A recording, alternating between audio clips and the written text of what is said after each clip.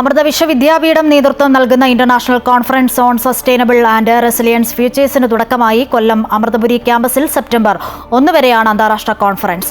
20-ലധികം രാജ്യങ്ങളിൽ നിന്നുമുള്ളവർ ഈ അന്താരാഷ്ട്ര സമ്മേളനത്തിന്റെ ഭാഗമാകും.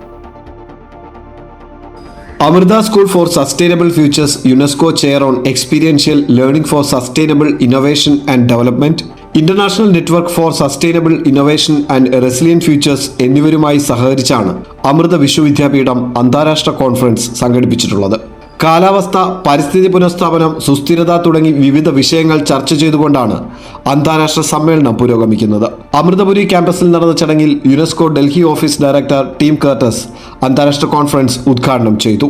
I commend Amrita University for fostering such a holistic vision, one that draws deep from India's deep traditions of knowledge while engaged by remaining contemporary and engaging the global community. This conference is an opportunity not only to exchange insights, but to forge new pathways of collaboration across disciplines, across sectors, as well as across borders. Uma Mahadevan Das Gupta IAS, NABARD chairman KV Shaji, Mata Amritanandamayi Math general secretary Swami Poornamritananda Puri, Amrita Vishwa Vidyapeetham പ്രൊവോസ്റ്റും school for sustainable ഫ്യൂച്ചേഴ്സിന്റെ ഡീനുമായ doctor Maneesha V Ramesh, Amrita Vishwa Vidyapeetham registrar doctor P Ajith Kumar തുടങ്ങിയവർ ഉദ്ഘാടന ചടങ്ങിൽ പങ്കെടുത്തു.